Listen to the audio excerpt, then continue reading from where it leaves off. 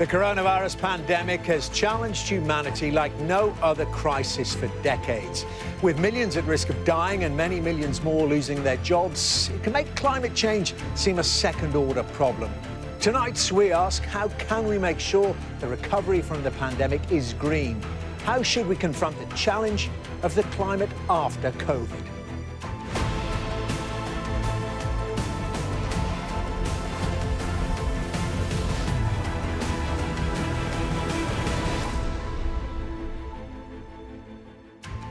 A very good evening. Well, today we learnt that the UK's Climate Assembly wants the recovery from coronavirus to be green.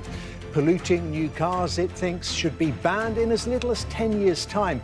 And people should be encouraged to eat much less dairy and meat. The question is, though, whether we're ready to make those sacrifices. Well, tonight on Climate After COVID, a green recovery, we're going to be exploring the climate choices facing us and the potential solutions which deliver green growth. With me to do that is our very special panel. They're assembled from right across the world. We'll meet them in a moment or two. And also with us a virtual international audience, truly international, who'll be questioning them and letting us know their views. Oh, yes, they will. Hello and good evening to you all. Give us a wave. Well, lots of work for them tonight. But first, let's get a stock take on the current state of climate change from a country where it's pretty much impossible to ignore its very clear effects. We're talking about Iceland. It lies close to the Arctic Circle, and about 11% of the country is covered by glaciers. Well, those glaciers are predicted to lose up to 35% of their present volume within half a century or so. Now, if melted, they alone would raise global sea levels by 1 centimetre. Well, that's the future challenge. But in the present one, the country's health has been relatively unaffected by coronavirus, with only about 1% of the population infected so far. But the impact on Iceland's economy has been very different, with visitor numbers down 80% this year. Sky's Adam Parsons reports from one of the country's most endangered locations. Welcome to Vatnajökull ice cap. It is a hard place to reach, but when you get here, it is captivating. On this island of ice and fire, the ice here is discoloured by volcanic ash sprinkled over it by an eruption a decade ago. The glacier can survive that, but what might kill it is us. As the world has warmed, so the ice in Vatnajökull has melted faster and faster. Over the past 90 years, this whole glacier has receded by 5 miles. Sneva Gudmundsson has been studying it for decades. It's devastating, actually. It's surprising to see how fast this happens. Around him, this glacier is eroding before our eyes, a very obvious victim of climate change. Water is gushing into this huge lagoon. It was only formed 86 years ago. But from here, you can see how the glacier is falling. Icebergs that have broken away, and this.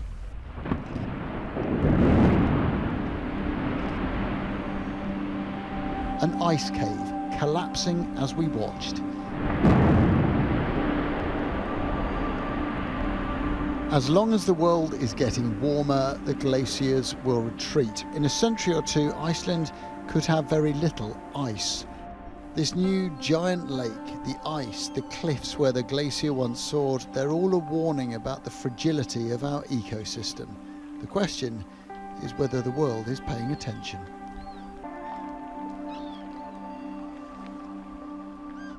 Well, clearly a stunning place, and Adam Parsons is live on that glacier in Iceland right now and joins me now. So, as I say there, Adam, a stunning place, but a stunning rate of loss of ice as well. Yeah, that is right. The sun is about to set here over Vatnajökull. It is an extraordinary, otherworldly scene. I have to say, this area has that sense of brutality of nature, but also of fragility, because this glacier is melting at a pretty extraordinary rate. Look at those cliffs up there. They're about 300 metres tall. That's the same height as London's tallest building, the Shard. A century ago, the ice went right up to the top of them. And if you look into the distance, You can see, what, 5 miles away, 6 miles away, the glacier used to extend all that way. And yet it has melted over those 100 years. Why? Well, because the world has got hotter, and when ice heats up, then it melts. In just the time I've been talking to you, less than a minute, it's estimated that about 7 million litres of ice have melted from this glacier alone. And that feels to me like a pretty stark warning to the world. Astonishing. What a sight. Thank you, Adam. Well, from the freezer to the fire, quite literally, our chief correspondent, Stuart Ramsey, is tonight in Para in Brazil, where they're fighting fires in the Amazon rainforest once again. Stuart, yet more evidence of the human effects on climate change. It would certainly seem to be suggested by the heat that's here, Dermot. That's the rainforest behind me. I'm just going to step out of the way. It's on fire. It's as simple as that. There's no other way of putting it. We're surrounded by fires. We're just going to keep focusing on these. Occasionally the trees will just go alight. We've been in here, this region, and inside the forest today and yesterday as well, with the fire brigade who are trying to control the fires here. There are just 5 of them, Dermot, and they've got literally hundreds of thousands of hectares to look after. What they're doing at the moment, they're still in there, is trying to build a fire wall to stop the spread of the flames into the trees.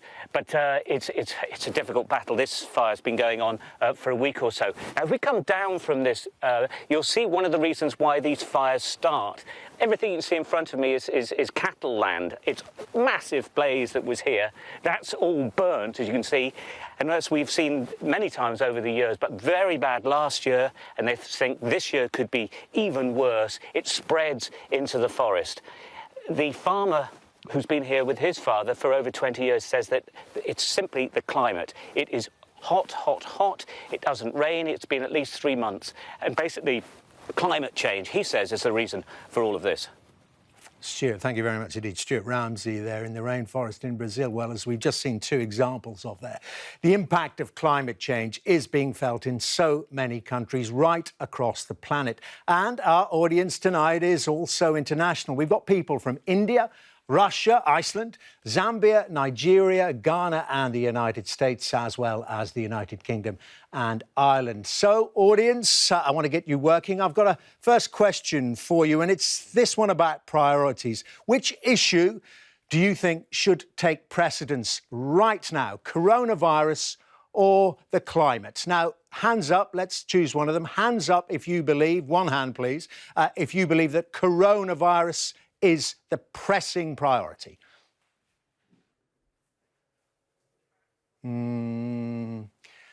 Quarter, mid 25, maybe 30%, something like that. Think it's coronavirus. So we can assume, given you all want to take part here, that the rest of you think it should be climate change. Well, it's not just our virtual audience that we've been questioning about this. A Sky News poll carried out by YouGov for us asked people to tell us what they think the government's priorities should be. Well, these are some of the results, and it's almost a mirror image, a flip of what our virtual audience have said. 67% said the coronavirus pandemic, and just 15% said climate change. The rest said neither, or that they weren't entirely sure. Now, those findings are going to be, of course, of much interest to our panel. Let me introduce them formally then. They are Claire O'Neill, Minister for Energy and Clean Growth until last year, when she was asked to run the next big global meeting to address climate change, COP26,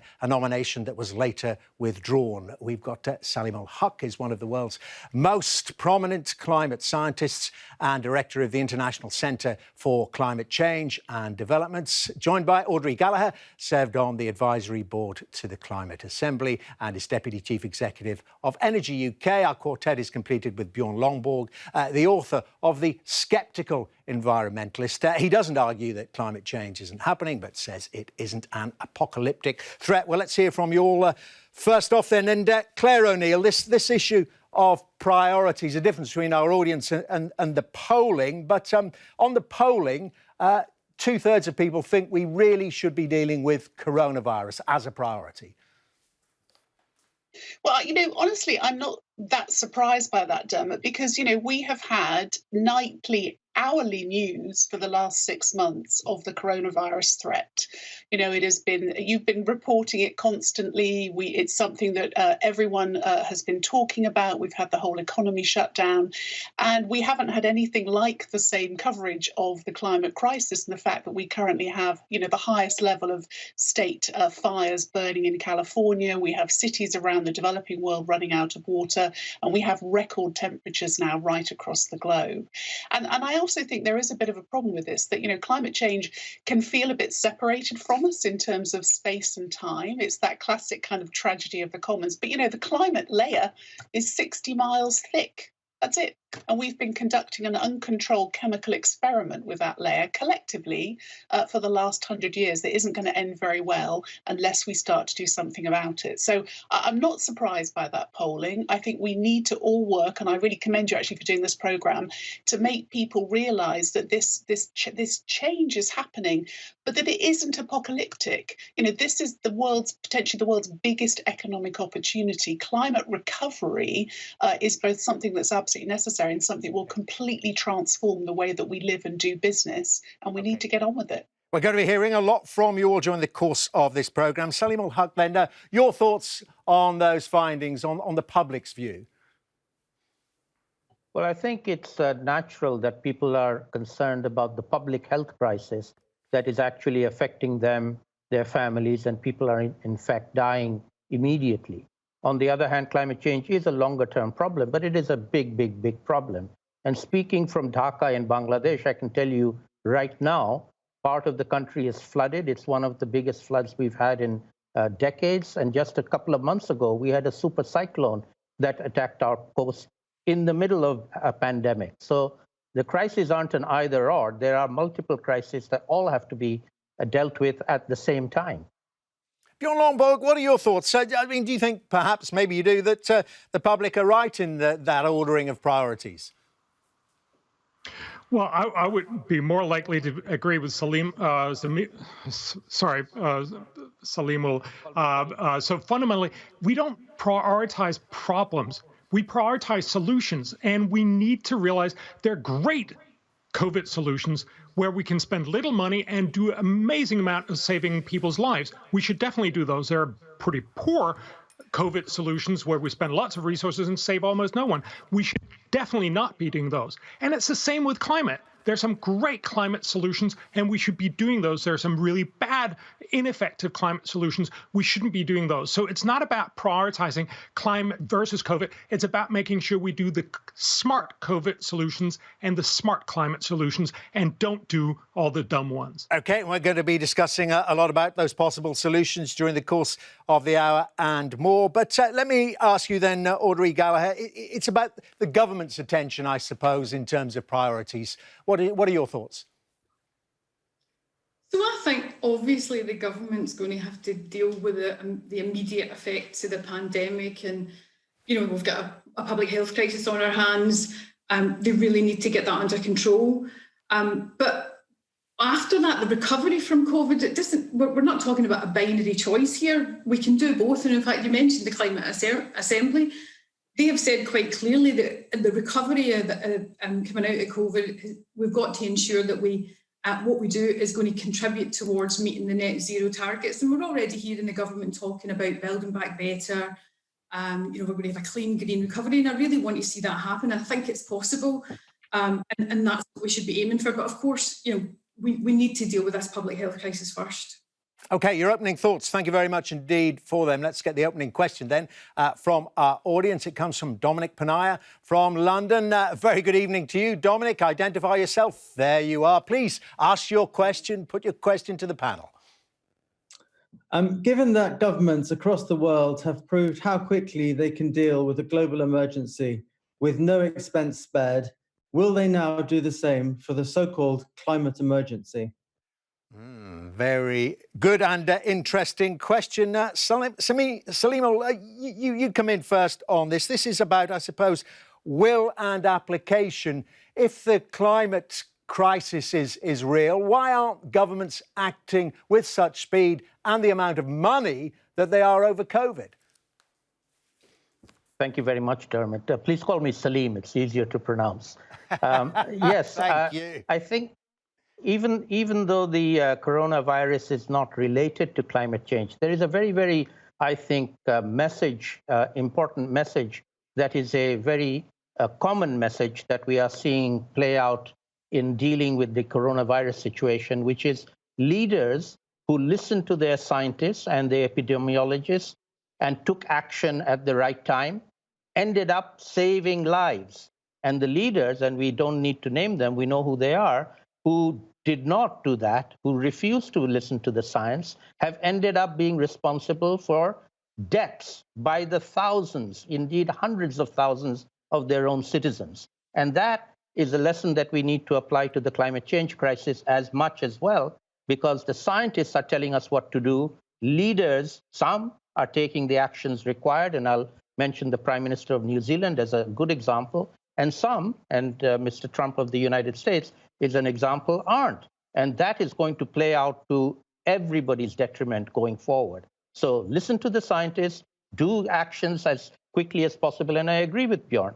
If they are cost effective, do them quickly. That's really what we need to be doing. Thank you. Well, OK, well, let's bring in Bjorn then. And your thoughts on that question. Address it directly, if you will, from Dominic Panaya there. And he's saying, well, look at the amount of money governments all around the world are spending on coronavirus. They've correctly identified it as a crisis.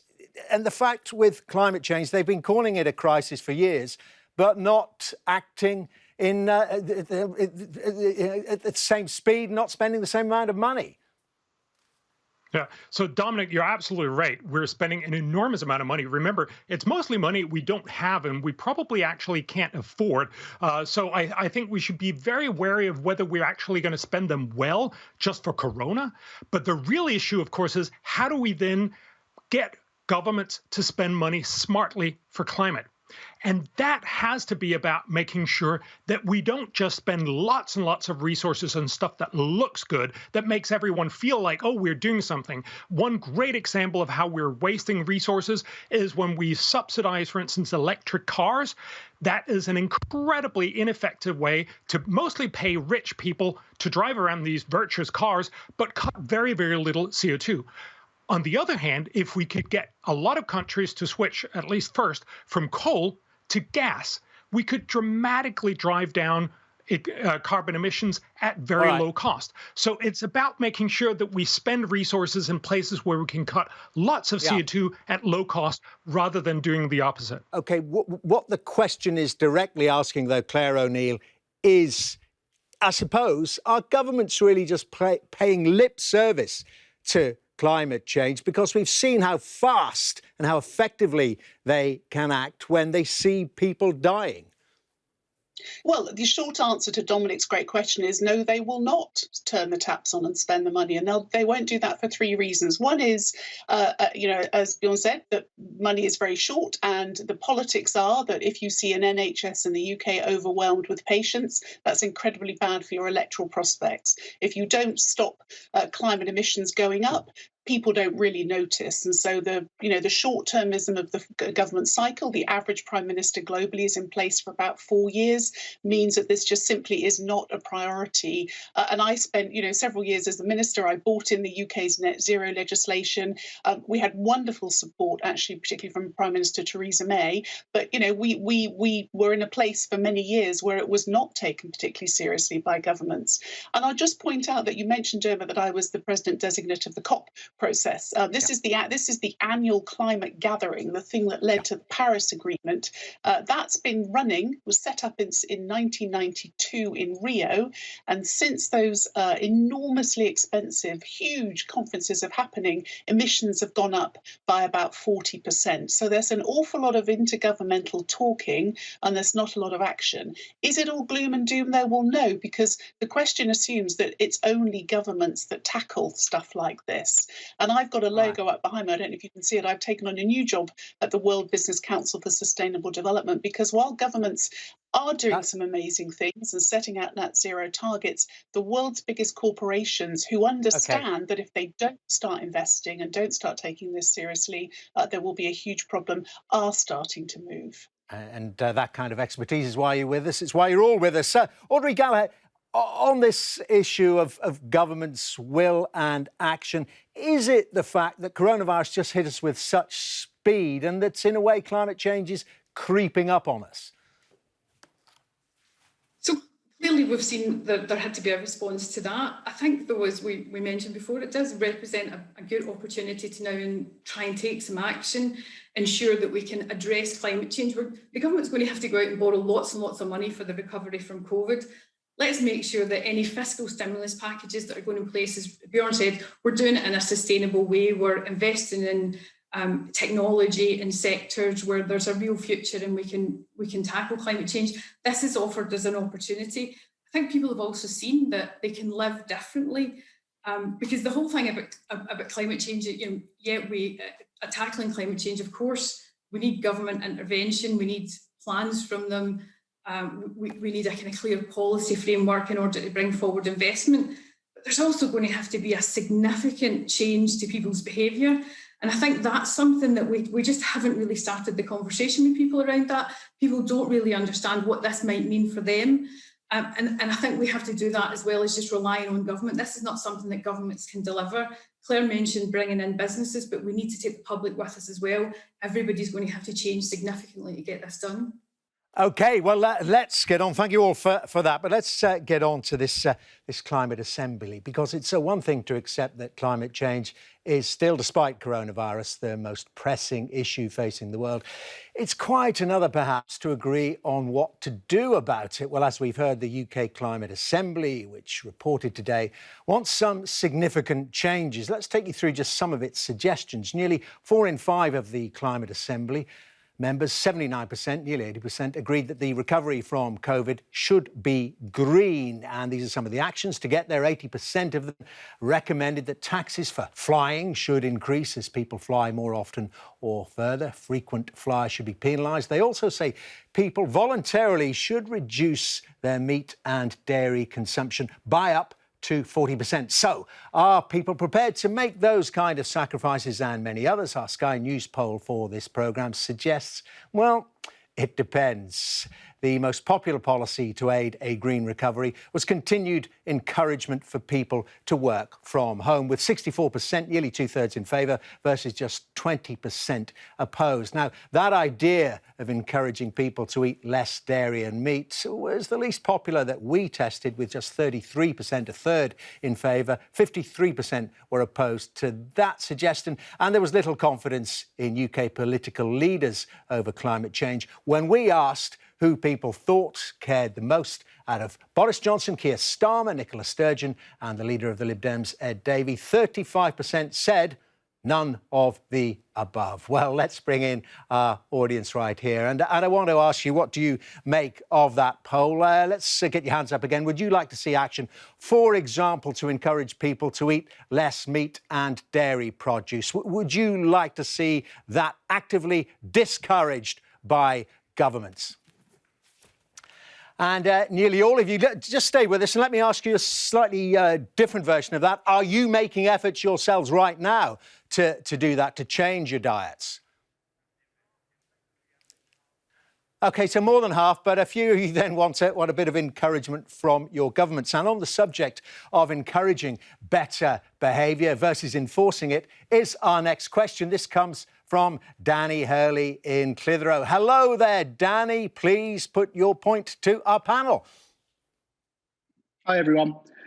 Given the government's draconian approach to tackling the pandemic, would a more authoritarian solution to reducing greenhouse gas emissions be more effective than a Liberal one? Well, Danny, very good question. Let's see what our panellists make of this. Bjorn Lomborg, well, we've heard just in the last few days in the UK about COVID marshals, laws to stop people gathering in groups above 6. It's the law. People will be penalised. People will be fined. Who knows? People may go to jail. What about when it comes to the climate then? We've got COVID marshals. Couldn't we have climate change marshals telling people to recycle and turn their engines off? Well, I mean, I think, first of all, there's actually been quite a number of people suggesting this, but ethically, I can't imagine that anyone would really support this. You can't say that you want to have a democracy, but then for some things, you actually want to be authoritarian. I think we need to recognize that this is something where we have to convince people to do this on the merits of the proposals, which, of course, again, goes back to saying, look, you really only need an authoritarian government if you're going to carry through policies that people wouldn't otherwise support. That's why we need to find solutions that people will actually support rather than going in the other direction and say we should go authoritarian. I think that's a terrible argument. What do you think, Audrey? Gallacher? Yeah, I think it would be an absolute disaster if we tried to impose this on people, because you're talking about, up until now, we've done a big job of decarbonising the power supply in the country. But you don't notice when you switch the light on that you're using greener electricity. The changes that are going to be required are going to be quite significant about, as you've outlined, how much you travel, what you're allowed, what you eat. That can't be imposed on people. And I think what the Climate Assembly has shown is that if you educate people, if you give them the information, then they can start making some of the trade-offs and make some of the choices. And that's going to be really, really important. But I think probably the most important thing out of all of this is fairness. So, there is an issue about it's going to be difficult to reach net zero, but how we do it, not if we do it, is going to be just as important, because this is coming at a significant impact on people's lives, potentially at a significant cost. And we need to make sure that that's borne properly. And we need to take people with us in order to do that, because it is a huge undertaking.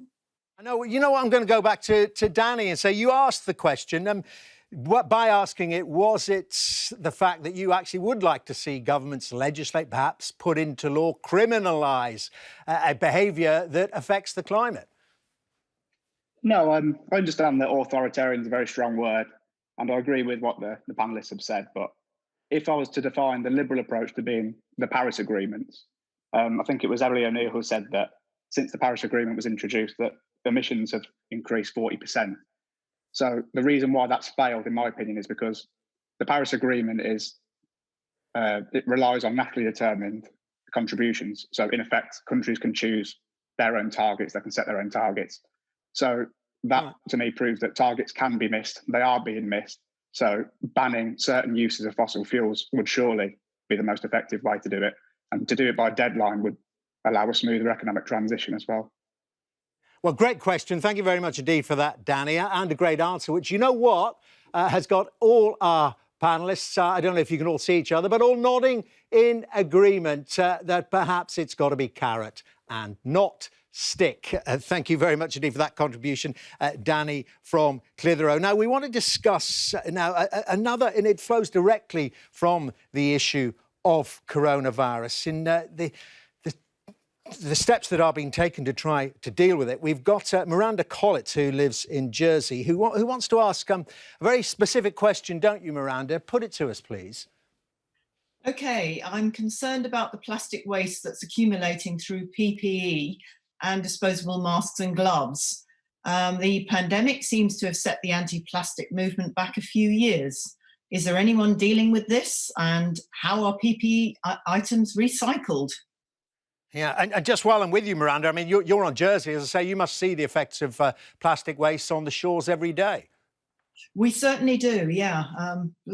Luckily, some of us regularly pick up all the plastic around our beaches. Good for you. OK, well, let me put that point to Claire O'Neill. And I mean, there is a huge amount. We're talking about billions of individual items, single-use items of PPE being discarded on a daily basis around the world. And we hear today in the United Kingdom an ambition, for instance, to carry out something like 10 million coronavirus tests per day. They presumably will be disposable. That's an awful lot more plastic. What are your thoughts, Claire O'Neill? Well, I think it's a great question. A couple of years ago, when we had, actually, I think Sky did a lot of coverage on this when we had the great Blue Ocean series. We got really concerned about the long-term impact of plastic waste, and we made huge progress, actually, both in the UK and elsewhere. And I've been very struck by the fact that you see a lot of discarded masks. You can no longer use reusable coffee cups. We all carried those around to try and do our bit. And I think this is a fabulous question because it shows the kind of unintended unintended consequences of some of these decisions. The good news is a lot of this stuff is incinerated. I mean, I know there are questions about air quality, but when it's used in hospital settings, it tends to be incinerated.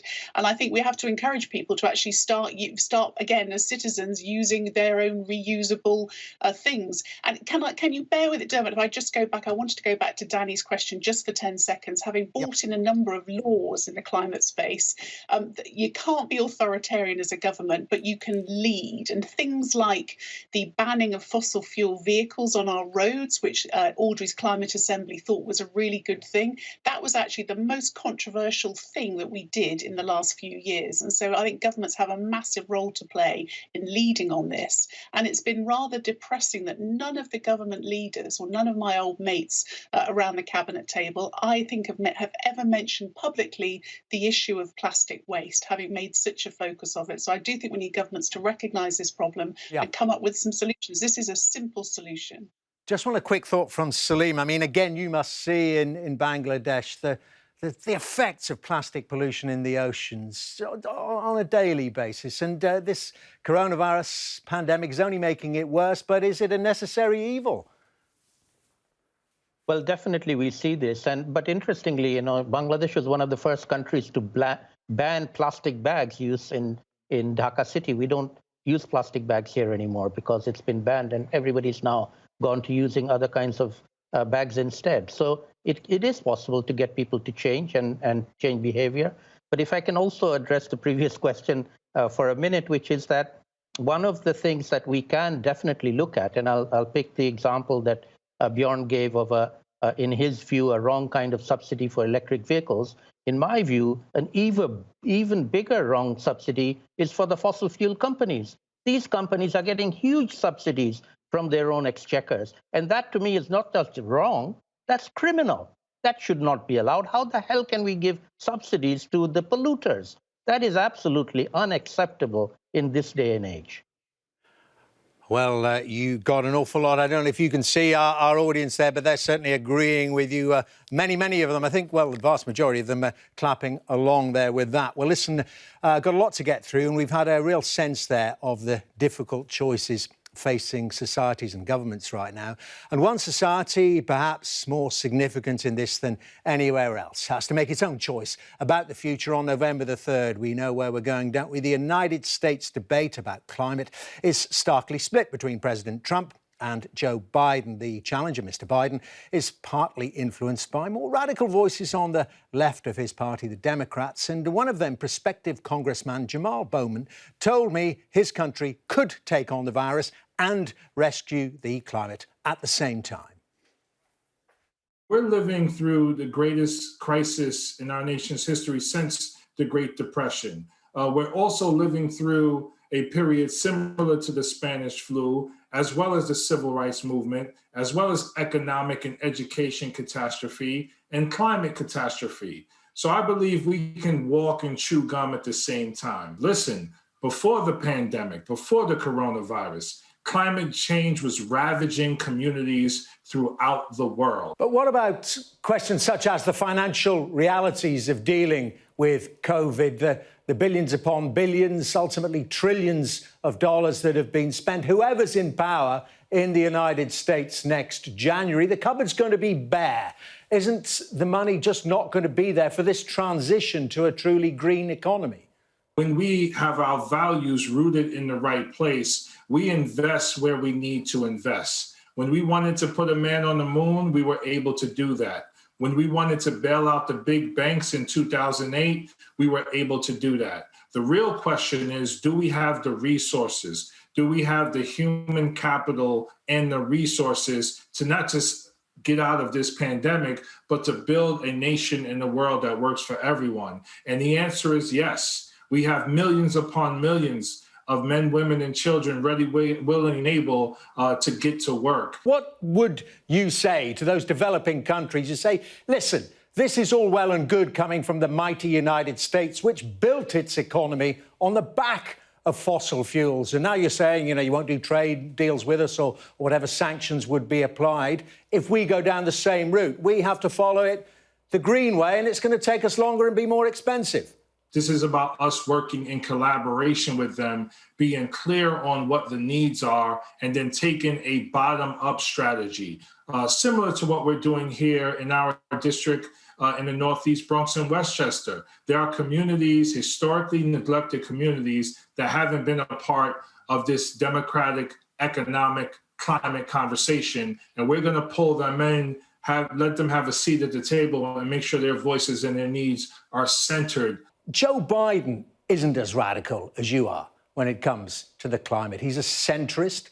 He's cautious. He's going to be hearing a lot of voices if he wins those votes in the Rust Belt saying, listen, we don't want to make wind turbines. We just want to get back to the steel industry or whatever it is. He doesn't share your vision. Mm-hmm. Well, Joe Biden is not King Joe Biden. He is elected by the people of this country, and he has already begun to move to the left on the issue of climate change. I believe he's committed $1 trillion over the next 10 years to fight the battle of climate change. A lot more needs to be done there, but he has already moved to the left. And what about the other potential outcome? What if it's a second term for Donald Trump, who has in the past said that he thinks climate change is a hoax? What happens then? You know, it's interesting. There's been a recent study by the financial industry on the impact of climate change to financial markets. Donald Trump commissioned that study. So although he says publicly that he doesn't believe in climate change and that it's a hoax, the fact that that study was commissioned and now we're looking at the impact on financial markets leads me to believe that Donald Trump, the Republican Party, and those who may deny the climate catastrophe publicly, privately, they understand the ramifications of it and are looking at it all from a financial markets perspective. So again, if Trump wins, we will continue to fight and do the work that we currently do. No matter how much Trump tries to change this nation into a fascist nation, we will not let him, and the people in the streets will not let him, and we will demand what needs to be done for climate and every other issue of justice in our nation. Well, my interview with Jamal Bowman there, and we clearly know which side of the political landscape he sits. But what about our audience? Now, I suspect I already know the answer to this question I'm going to put to you because I saw the look on your faces there when we discussed Donald Trump and the applause you just gave Mr. Bowman there at the end of the interview. But let me ask you, put up your hands if you think Donald Trump's re-election would be the best thing for the world's climate. Hands up if you think Donald Trump's re-election would be the best thing for the world's climate. Right, well, OK. Well, what's that, 2%? Well, 2, that's 4%, 50 of you, obviously. 2, 3, perhaps. And some with your heads in your hands. So that would be a negative vote, if you could. Well, let's ask our panellists there. A very small proportion thinking that Donald Trump is serious when it comes to his protestations about taking climate change seriously. Of course, as I mentioned with Jamal Bowman there, he's also called it a hoax. So, Audrey, Gallacher, would it be an enormous setback for the fight against climate change if President Trump is re-elected? So I was personally really disappointed when I seen that America had pulled out the Paris Agreement, notwithstanding what we've spoken about the Paris Agreement on climate on the panel already. This is a global issue, and it's a real concern that the world's biggest economy isn't on board with tackling it because it needs to be tackled globally. I think there's no doubt that there are issues. Our government probably worries about the competitiveness and industrial competitiveness.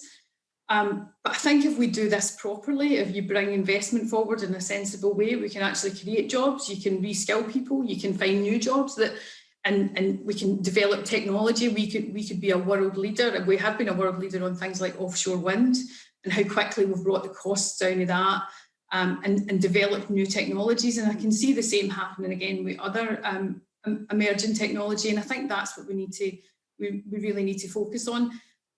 Loads of countries out there are coming up with their own plans about, the European Union has got a Green Deal. I do think we've got some challenges around about, we can't just offshore some of these emissions.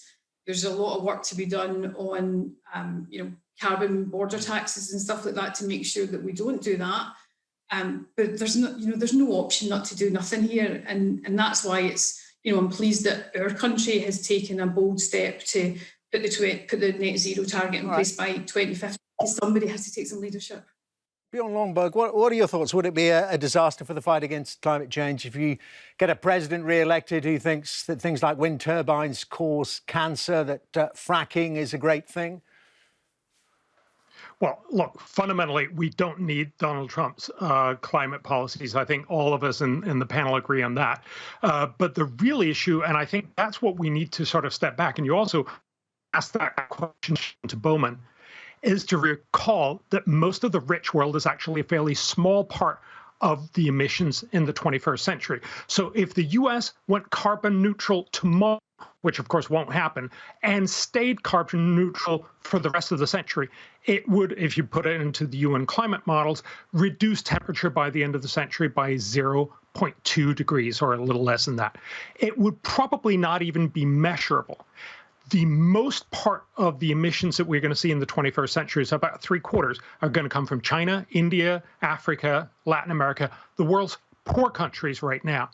And they, of course, want to get richer. They are not likely to be willing to spend many trillions of dollars. And I think that tells us what matters is not so much who wins, although I would like Biden to win, but it's much, much more about making sure that we pick the right targets.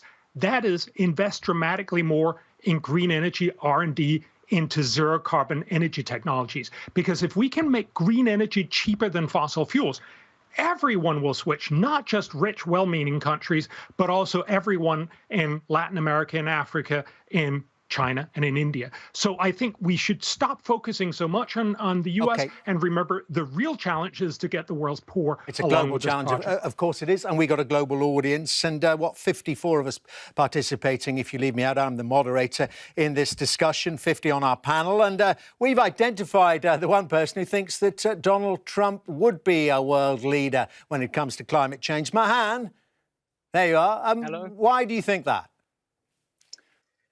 Well, if we phrase the question as, would it be better to leave climate change in the hands of the private sector or the government? I think that's a question for particularly Audrey or Claire, who recently tweeted about something like this. So I'd like to know their opinions on that, please. We will find that very soon. You've done your research. That's why you're there. Thank you very much indeed for that, Mahan. We want to talk about jobs, though, as well. And I will put those points to Claire and Audrey, because one of the questions for both those aspiring to become US president and run governments like the UK's is whether new green jobs can quickly replace those lost during the course of this awful pandemic. Well, here in the UK alone, our Sky News job tracker shows that at least 129,000 jobs have been lost since the start of the pandemic. More than 30,000 of them lost in the aviation sector alone. Well, now compare that with the finding of a new report by the IPPR think tank. Now, it suggests that low-carbon, energy-efficient social home building could generate something like 560,000 jobs, maybe more than that, it says. In fact, the think tank claims that more than 1.6 million jobs could be created through investing in low-carbon projects and programmes over the next decade. Well, let's get a question on that subject, and it comes from Andrew Lound from Birmingham, of course, formerly the workshop of the UK, workshop of the world, knows an awful lot about manufacturing, I suspect. Andrew, good to talk to you. What is your question? Good evening. Yeah, with Japan and Sweden actively supporting hydrogen and fuel cell technology, how can the public be sure that the true innovation, such as hydrogen and fuel cell technology, is going to be actually supported in the UK, especially the Midlands, rather than simply being blocked and frustrated by government and the vested interests? OK, well, comparing with Japan and Sweden, Claire O'Neill, does the UK take these new technologies, their potential for jobs and, of course, reduction of CO2 emissions, does it take it seriously? Yes, massively so. I mean, we have about 250,000 people working directly in the low carbon economy in the UK now, and that number's growing very rapidly every year. And those jobs are everywhere from Aberdeen to Cornwall. That's a bigger sector than the aviation sector. We just don't talk about it. And Andrew, you should be really proud of the fact that thanks to some amazing work done by the former government, still the Conservative government, but the former one, we actually set up some incredible innovation around fuel cell batteries, because we don't just want to assemble cars in the UK, we want to make the batteries that actually go into the electric cars. And there was £250 million invested in a thing called the Faraday Challenge. And also in hydrogen, there are lots and lots of efforts going on to actually try and drop the cost of hydrogen. But look, frankly, what we need a bit more of is a bit more public-private cooperation in this space. And just to go back to that question, the private sector can't do this alone. You've got to have regulation. You've got to have things like, in fact, I think carbon border taxes are a great way of dealing with some of the really high emitting economies who then want to dump their steel on some of the countries that are really trying to clean up their act. But, you know, the private sector can see innovation and can move so much more quickly in many cases than governments. And you need these partnerships. But yes, this green stuff, this clean growth was at the forefront of the UK's industrial strategy. And that work does continue. And by the way, Birmingham is a fantastic place for the innovation that sector needs. Here. But Saleem, as we've discussed, this is a global problem and it needs a global response. And on these technologies, is there a danger that the developing world gets left out? Doesn't it need the developed world, the UK's, the United States, the EU's and the rest of them, to invest not just in their own countries, but in countries like Bangladesh as well? Yes, indeed. But I think, you know, the old paradigm is now history, where we in the developing world used to think these were burdens on us.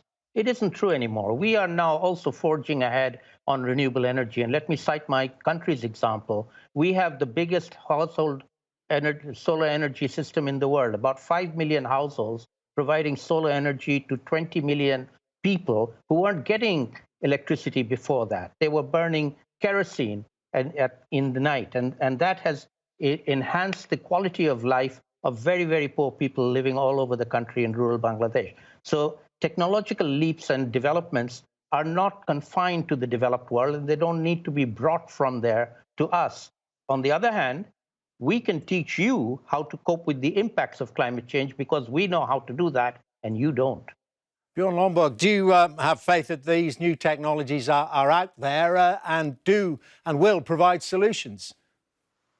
Oh, look, there are lots of solutions, and some of those, as Saleem also mentioned, solar panels for very, very poor people who don't have any access. Wonderful thing, but it's not what's going to lift you out of poverty. And of course, at the same time as Bangladesh has gotten a lot of solar panels, they've also seen their emissions keep increasing. They have increased 15-fold over the last 50 years because it is what drives development. And so what we really need is to make sure that the rich world, which is thinking of spending lots and lots of resources, don't spend it on subsidizing existing inefficient technology, but invest it in investing in new and research-generated solutions. So basically make sure we innovate new technologies that everyone will want to do. So Biden, for instance, he's promised a lot of stuff, and a lot of it is probably unaffordable, but he's actually promised to increase spending to $75 billion a year. That would be a 5-fold increase of what the world is currently doing on research and development into zero-carbon energy technologies. That would be a fantastic opportunity, and that is what could help not only the rich world to deal with this, but also everyone else. Because obviously, you know, both people in Bangladesh and in Denmark and everywhere else would be using this. Yeah. And let me ask you, let's just focus again on the UK, Audrey, Gallacher. I mean, part of the reason it seems that the UK is having such a row with the EU over its negotiations over a trade deal is that it wants the freedom to invest, particularly in tech companies. Does that give you a sign that, and of course, it's technological solutions we're talking about, is that a sign to you that the UK government does take this seriously? I think the government definitely takes it seriously. Claire's outlined some of the measures that have been put in place. Just recently, we've seen the industrial clusters around hydrogen, 5 of them across the whole country. So there's definitely stuff happening. And if I mentioned about the offshore wind sector that we've reduced emissions in the power generation sector by about 70% in the last 10 years, a massive success story. The only reason we were able to do that is because good policies get put in place, backed up by really strong environmental protections. It gave certainty, investors came forward, made that investment, developed the technology, brought the cost down massively. I think like the first round at auctions, it was £150, it's now less than 40. So huge benefits. So if we can take the lessons from that and apply them, then hopefully we can obtain the competitive advantage there, but also reduce emissions, make things cheaper for people. And I would just say as well, I know we're talking about technology, but actually really simple things like making our homes more energy efficient will create jobs up and down the country. It will massively reduce emissions. People will live in warmer homes, they'll be healthier, they'll save money. So as well as looking at the bright, shiny stuff, we need government to be looking at how we can do the basics.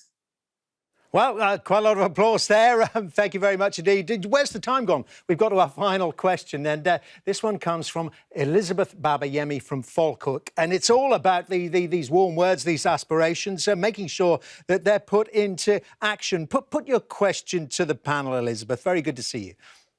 Thank you, Dermot. Do we need a new protocol order to safeguard the world? A cross-continent panel of youths, adults, and experts to evaluate the impact on climate after COVID and the way forward? Great question, Elizabeth. Well, we've been talking about the Climate Assembly in the UK that has come forward with some possible solutions over the last few months. Let me put this to you then. Saleem, first of all, do we need, I suppose, a new body, a new global body to think about solutions and perhaps enforce them as well?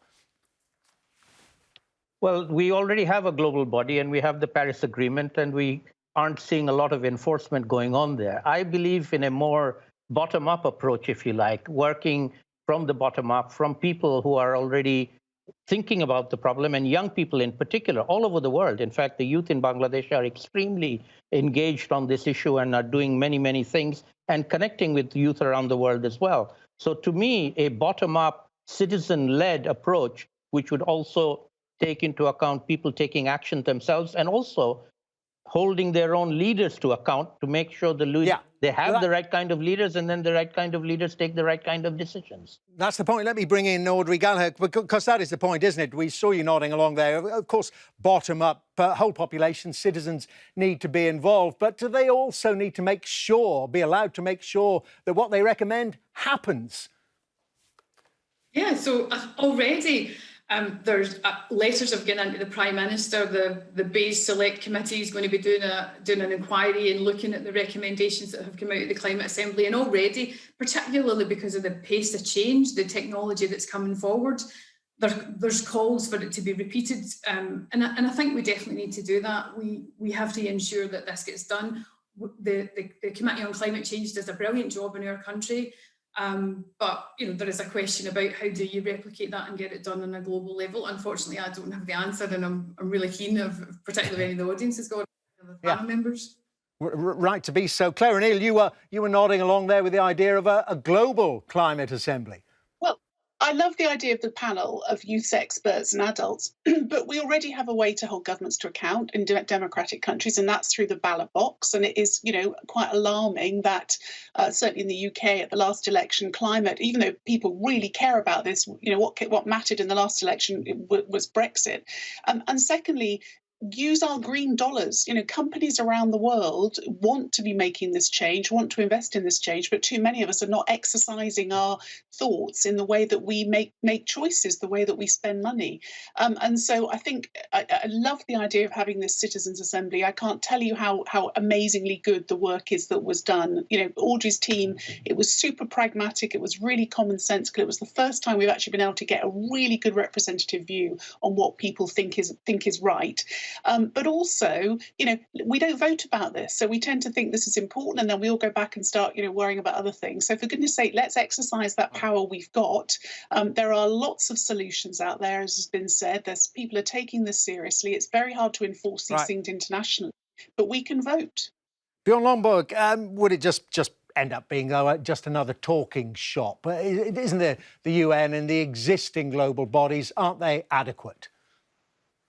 Well, certainly we got to be honest and say we've made lots and lots of promises the last 30 years, and we can see almost no impact. So the UN Environment Agency, UN Environment Program, last year told us that despite trillions of dollars spent, lots of people making lots of arguments, we can't actually see the difference in temperature or in emission trajectories. So really, we should ask ourselves, should we go on doing what has not worked for the last 30 years?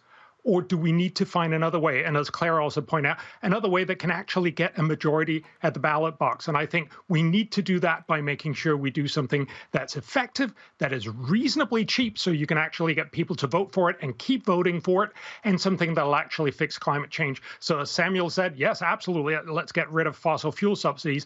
Let's also make sure that we spend resources on innovation so that we can actually get the green revolution going. And then let's make sure that we also deal with all the other problems like COVID, as we started out talking about. Well, thank you all very much indeed for that on the panel where we're talking about getting people involved. Well, we've got our audience there, of course, haven't we? Let's involve you one more time in this television version of our debate. And let's put Elizabeth's question back to you. I want to ask you, do you agree that a global panel, something like the UK Climate Assembly, but on a global scale, don't know how many people would be involved in it, is one way forward? A global climate assembly. Hands up if you support an idea like that. I'm seeing some of you making up your mind. Started at about 3/4, now gone up to 80, 90%, I'd say there. One other question on that issue then. So you've got this assembly, it's sitting, it's deliberating, it's coming up with its suggestions. It's going to worry the governments aren't going to act on it. Do you think it should be given, I don't know how it would happen, but just, we haven't got much time, it should be given some enforcement powers? Hands up if you think it should. Again, three-quarters, slightly less. Well, and there we must end it. Thank you very much indeed to all our wonderful audience and our wonderful, thoughtful and erudite panel, may I say. Thank you all. And that was Climate After COVID, a green recovery. And the debate's going to continue on Sky News digital platforms. Now, we're going to be putting more of your questions, plenty of them coming in, as well as more from our audience. They're staying with us, to our panel. You can see that show continue on the Sky News website. It's also there on our mobile app and indeed on our YouTube channel as well. And as part of that, we're going to be hearing in just a moment or two from one of the stars, a great comedian of the American version of The Office, on his conversion to the climate cause. All I was doing was occasionally sending out an angry tweet. I was what I call a slacktivist. And I knew that wasn't going to cut it.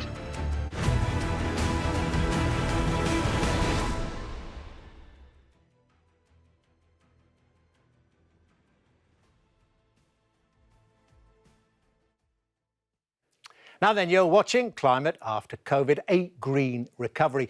We've finished on Sky News Television, but we're continuing, I'm sure you're very glad to hear, on Sky News Online and on all our digital platforms. In a moment, we're going to be putting some of your questions, so many of them coming in, to a new panel. But first, Rainn Wilson is better known perhaps to millions as Dwight in the US version of The Office. Well, now he's presenting an online show, The Idiot's Guide to Climate Change. I'm sure he's not, and he's spoken to some of the environmental movement's biggest names, including the likes of Greta Thunberg. Our climate change correspondent, Lisa Holland, spoke to him. Like so many people, so many well-meaning people, I was really upset by what I was reading about climate change. And now, by the way, with California being on fire, I'm even more upset. But all I was doing was occasionally sending out an angry tweet. I was what I call a slacktivist. And I knew that wasn't going to cut it. So I got involved with this nonprofit called Arctic Base Camp, and Dr. Gail Whiteman, who actually lives and teaches in the UK. And their whole point is to study the science of climate change from the point of view of the Arctic. Their catchphrase is, what happens in the Arctic doesn't stay in the Arctic. I decided to document it, and I realized that I needed to do something more than just a couple of angry tweets. You've obviously got a huge following from the office. You've obviously got a lot of influence on Twitter, but did people find that it was a bit of a turn-off because it was a serious subject compared to comedy? What sort of response did you get? The response has been exactly what you'd expect. You know, there's climate change deniers who have all of their usual kind of talking points and people that are very concerned. But what we were trying to do with this particular show was reach that middle demographic that might be confused, that might be in the middle, that might be on the fence. Maybe they live in mid-America and they've got a conservative uncle who doesn't buy the science, and then they've got friends at school that do buy the science, and they don't know what to think. So this was really a show for them. What evidence is there that you succeeded with that? I don't know about the evidence. I mean, unfortunately, you can't kind of read the tea leaves of the comments on the YouTube page and kind of determine the outcome, but that's all we can try and do. Just try and nudge the needle a little bit here and there, try and shift consciousness. It's the same thing that's happening in the United States right now with racial justice. You know, like there's a whole set of people that they're never going to change their minds. They're never going to believe that there's such a thing as white privilege or that African Americans are suffering in systemic racism. Forget them. They're never going to change. But maybe some people in the middle that we can cajole and tweak and coax and reason with that might come on board. Back in the United States at the moment, you're experiencing wildfires, you're experiencing really hot temperatures. Do you think that those sorts of conditions make people think twice? Data doesn't work, but for some reason, these extreme cataclysmic weather events that weren't happening with this kind of intensity and regularity 20 or 30 years ago are starting to shift the needle and starting to shift the dial. The rest of America, just like the UK, Europe, and the rest of the world, has been severely affected by coronavirus. How much do you think that's thrown people off course in terms of really gathering momentum to deal with climate change? Obviously, an international pandemic that is actively killing people is going to take priority, and it should take priority. It's not an either or. Okay, it's a priority, but there is not like, let's forget climate change, let's forget racial justice and only work on the pandemic right now. No, we need to work on all of these things. And if anything, the pandemic this is a test run for humanity working together to overcome issues of great odds, of great scope, of great international scope. We can do this as a human species inhabiting this planet, not as the denizens of Bolivia and the Netherlands and Mongolia, all just working in their little fiefdoms, but working together internationally. After this pandemic, we can't go back to normal. We really cannot afford to go back to normal. This affords us an opportunity for a giant reset, a giant reboot of our priorities moving forward. In the absence of any kind of global leadership or leadership from central governments, how important is it, do you think, for individuals to take action?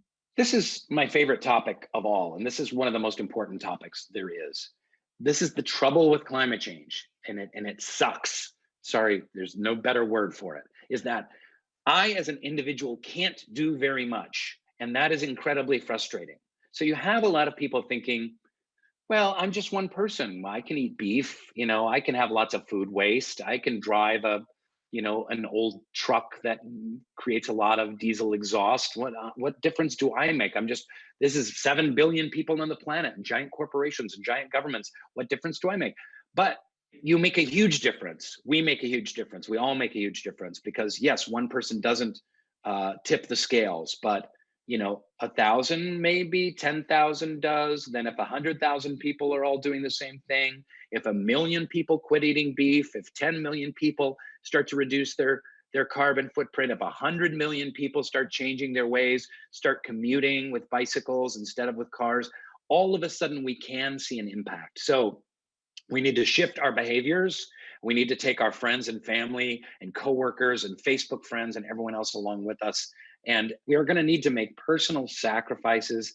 We love in the Western world to have a life of total convenience where we can hit a button on Amazon and anything we want shows up at our doorstep a day or two later. but we're going to have to shift things to have a longer term view. We've got to plant trees, support environmental organizations, and most importantly, we have to vote for science, vote for people that are behind the science. Do you feel optimistic? I feel optimistic that big changes can be made and we can get ourselves out of the worst of this. It's very easy to get pessimistic when you look at the data and when you look at some of the things that happen. But there is a movement among young people, and that's where I feel my greatest optimism is what we just explored in the Idiot's Guide to Climate Change, is that this leadership like Greta Thunberg, who I got to interview, and Katie Hyder, and so many other people, that young women, people in their teens and their 20s are leading the charge and helping make the change. And we need to get out of the way, allow them to lead. And that's really inspiring, the amount of young people that are behind the kind of drastic change that humanity is going to need to make to fix this thing. The Idiot's Guide to Climate Change there by the wonderful Rainn Wilson, interviewed by the equally wonderful Lisa Holland. So, what questions has our programme raised for you? Well, I've got some right here to put to our panel, and joining us for this purpose are Chaitanya Kumar, Head of Environment at the New Economics Foundation. Carsten Jung also joins us, Senior Economist at the Institute for Public Policy Research. And remaining with us is Audrey Gallacher, who served on the advisory board to the Climate Assembly UK. So lots more to put to them coming in from all our viewers, listeners, etc. And we've got our first question. It comes to Peter from London, who's emailed to say, to what extent, if any, has the human pollution of the environment contributed to the emergence of COVID-19? Now, I suppose the point being that it's a zoonotic disease which has got into humans from animals, from bats or pangolins or from some source like that. Let me start with you then, Chaitanya. What are your thoughts about human actions in COVID-19?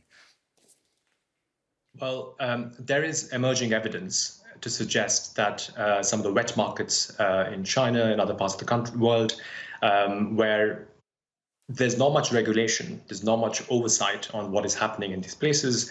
There is sort of viruses spreading without much control in these places. And we knew for quite a while now, I think the last report that was talking about a novel coronavirus spreading across the world was back in 2007-8. So we knew this was a ticking time bomb. And 2020 was the year when we saw this spread across the world. So the evidence is there, but we need much more scientific backing to that. OK, and I should have said welcome to the panel as well, Chaitanya. Very good to see you. And welcome to Carsten Jung. Your thoughts on that? And I suppose we should also encompass, growing global populations, moving into cutting down forests, moving into areas populated by animals, and, of course, short of food in some areas. That's right. So whereas it's still unclear what exactly was the origin of this particular coronavirus, we know that the risk of new viruses is increasing by humans encroaching more and more on habitats of hitherto preserved areas. So by cutting into pristine rainforests, by using farming practices in hitherto protected land, the chance is just increasing that viruses jump over from animals to humans. So I think there is some truth to the question. Yeah, OK. Audrey Gallacher, and thanks for staying with us. To what extent has human pollution of the environment contributed to the emergence of COVID-19? Are there other factors in terms of pollution? So with difficult questions like that, Dermot, I'm wishing I hadn't stayed with you because I'm not an epidemiologist, I do energy policy. So well certainly when it comes to, as we've seen with Stuart Ramsey in Brazil, when it comes to burning, and as Carsten was touching on there, when it comes to burning down rainforests, there's a direct feed through, isn't there, into climate change? Yeah, and I think it's all interconnected, but I would want to be careful that we didn't, we have enough problems coming out of climate change that we that we don't start creating them. So let's make sure that the evidence is there. And from what the other panelists are saying, I'm no expert. It needs to be looked at. Yeah. Listen, I'll tell you what, Audrey, this next question is more up your street, so you're getting this one. I've had a look at it in advance because Hoslo Jiwa sent it in on WhatsApp, and Hoslo asks, says there are 700 global corporate polluters. Is the challenge to get corporations who are the main culprits to act rather than the public? Is that it? I mean, given the scale of some of these vast corporations and what they're pumping out into the atmosphere, into the seas, isn't it better that they are dealt with first before the public have to change their behaviours? What do you think, Audrey? Yeah, so I think without a doubt, and most companies now are having to come up with business plans which ensure that they're staying below 2 degrees or 1.5 degrees. We have seen quite a lot of action around divesting shares. So lots of universities now will not have their pension funds in companies that are polluting. So the message is definitely out there corporately. Certainly all our members 100% committed to reaching net zero. Everybody has clear plans for decarbonisation, and also not even just their own businesses, but how can they help their customers? We have energy retailers in our membership who have come out with clear plans to help their customers become much more energy efficient and to reach net zero in their own homes. So undoubtedly companies have got to do this, but we've all got to do it. It's a partnership. Everybody's got to deliver. And Carsten Jung, I mean, as an economist, let's be blunt about this. Isn't the best way of getting these mighty multinationals to convert to being carbon friendly is telling them, actually, you can make some money out of this as well? Absolutely. Climate change is a huge business opportunity for firms that adapt to the new world and invest in future-proof products. And some firms already have made a fortune out of that.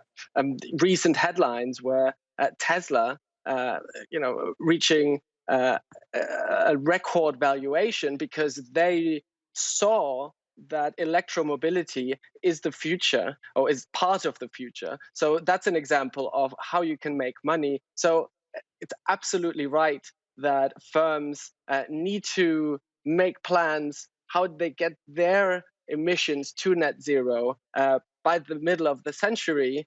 But I would also say the rest of the economy needs to do this as well. We need to move to electric cars. We need to insulate our homes. And the companies need to provide the products that we need. That's a very interesting point, which I'd like you, Chaitanya, to take on as well, because the other part of Hoslo's question is that, right, concentrate on the corporate polluters. There are so many of them and their emissions are so vast. Concentrate on them rather than the public is the question. But does that, in a way, then, if that were the policy, would that not give individuals a free pass where they say, look, what's the point of me altering my behaviour? Because, look at that corporation. It spans the globe and look at what it's doing. What difference can I make? Well, we heard the American actor earlier talking about the frustration that people have when you realize that as an individual, there's very little that one could do.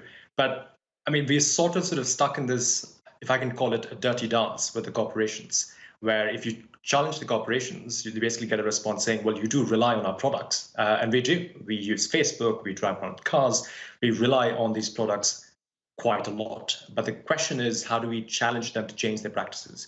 Just to interject, you're saying individuals can do more. Yes, indeed, change your personal behaviours and your family's behaviours, but there's things you can do to influence these companies. Absolutely, yes. And we've seen examples of that in the past. We've seen shareholder activism change investment practices of companies. We've seen protests and public mobilization against corporations that were running sweatshops, say in the global south, for instance. So we've seen public pressure and consumer pressure actually bring about change in these corporations. Yeah, but I mean, the danger is on that, Carsten Jung, isn't it? That some companies just realise it's quite a good marketing ploy. It's lip service and they know it'll go down well with their consumers, but they're not really committed. there is, of course, the risk that companies just engage in greenwashing and it's all just glossy marketing.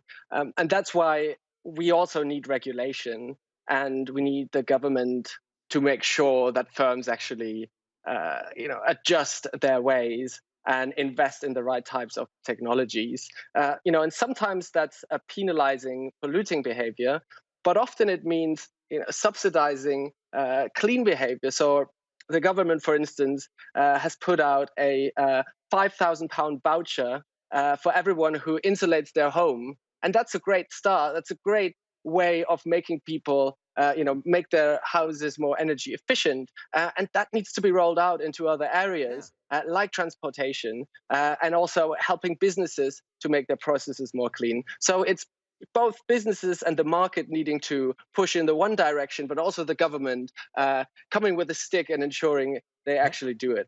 And some carrot as well. I don't know if you've seen my next question there, Carsten. You seem to have anticipated it a bit, but it's a very specific one. You'll hear it right now. It comes from Philip Smith Lawrence, WhatsApped us and wants to know, very, as I say, specific question. Is there any tangible plan to decarbonise heating in the UK? Audrey, a tangible plan? Because, I mean, it all looks pretty expensive, doesn't it? Changing away from the old boilers and such, like hydrogen's expensive, heat pumps, solar panels, things like that.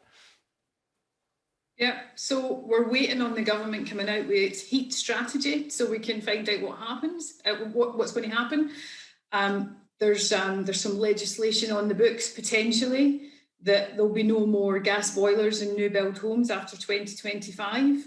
And I think the issue that we've got here is we don't know what's going to work. We know it's going to be expensive, it's going to be disruptive, and I don't know about you, I like my gas boiler, it's dead convenient and it keeps the house warm and it's relatively cheap.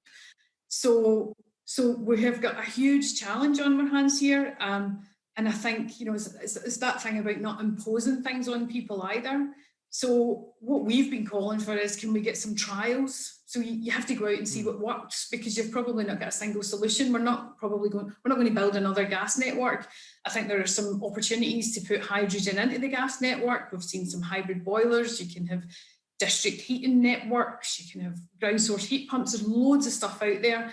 And what we are calling for is, like, as well as the government coming up with a strategy, let's get some proper trials out there. Let's get some decarbonised heating systems in about 1 million homes in the next few years, just so we can find out what works and then roll it out at scale.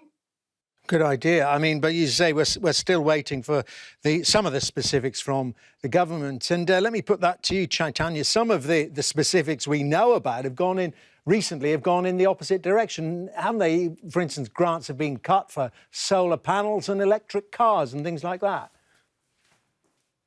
Yes, they have been, but it's also a function of the markets, because the cost of solar energy has fallen so dramatically that the government saw it fit to not continue subsidizing it further. Unfortunately, it did not give enough of notice, let's say, to a lot of small businesses, people wanting to put up solar panels on their rooftop, and they couldn't. So it's a challenge. It's always a challenge for any policymaker to figure out the trade-offs between how long do you keep subsidizing a certain technology before you pull back and allow the market to sort of take over. But when it comes to sort of heating, it's very important to understand this very basic fact. It's hard to replace the entire energy infrastructure, which is now driven by fossil fuels, one-to-one with clean energy, because it's just too much energy that we consume. The best and the first and the cheapest solution we've got is efficiency. If you cut down the amount of energy we consume, the remainder of the energy we consume could actually be supported or brought in by cleaner sources like hydrogen, like heat pumps, like district heating, the examples that Audrey was giving. So the first most critical solution is energy efficiency. And Carsten was talking about the £5,000 vouchers. That's a good example. This government committed £9.2 billion in its manifesto last year, and we haven't seen a lot of that yet. We've only seen a third of that being put out yet. Yeah, maybe it's rethinking that. Who knows? But just on that issue again, you touched on it. Let's expand it, Carsten, because the previous contributor in the television part of this exercise, pointed out when it comes to subsidies, and I mentioned there things like electric vehicles. Well, OK, it's a subsidy. I think it was about £3,500. It's been cut. They're still awfully expensive. So all you do is allow already rich people to buy them a bit more cheaply. It applies also to hydrogen boilers. They're about 12 grand or something like that. So you cut a couple of thousand off it. It makes no difference to people who can't afford that kind of money, does it? I wouldn't agree with that, actually. The issue of clean energy in houses affects the majority of people in the country. In fact, 2/3 of homes in the UK don't fit the standard that the government itself has said they should achieve. So 2/3 of houses are not very efficient. And that's really bad for climate change. Also, 2.5 million people live in fuel poverty because they cannot afford to heat their homes, given the prices and given how poorly insulated they are. So this is really an issue that touches across demographics in the country. And investing in insulating homes, it will have tangible benefits for people and their pockets because they will save money on energy bills. OK, right. Division of opinion there. Let's move on because there's so many dimensions to cover, so many great questions coming in from our audience. And this from Sarah. Thank you, Sarah, from East Yorkshire, who says this. We're on to single-use plastics again. We did touch on that when it came to PPE generated because of the coronavirus pandemic. But this is about that which is going to remain long after coronavirus is gone. Well, we hope not. Anyway, her question is, why not stop manufacturing single-use plastic and excessive packaging in supermarkets? Immediately, a question that future generations may ask us why we did not. May I add to that from Sarah? I had an experience very recently with one of my daughters had an Italian boyfriend, came over from Rome, so the capital city. We took him around the local supermarket. His jaw hit the floor when he saw the way that vegetables were sold in the UK. Not only pre-chopped carrots, but cleaned up and covered in plastic. That's not the way to do it. I mean, he seriously was absolutely astonished. And that's part of Sarah's question there, that future generations go, what the heck were you doing back in the early 21st century in the UK? What are your thoughts on that, Chaitanya? I mean, it could be done right now, couldn't it? Well, a lot could be done. I mean, I came to this country from India about 5 years ago. The first time I walked into Sainsbury, I could see a cucumber with plastic, individual cucumbers with plastic, which I was flabbergasted by that situation. Yeah. Exactly. So, but as the previous panel alluded to this point, just banning things is not the right way to go about doing things. Yes, we have to cut down plastic. There are different ways of going about it. Either sort of set a deadline saying, look, we're going to phase this out, as opposed to saying, tomorrow we're going to ban this.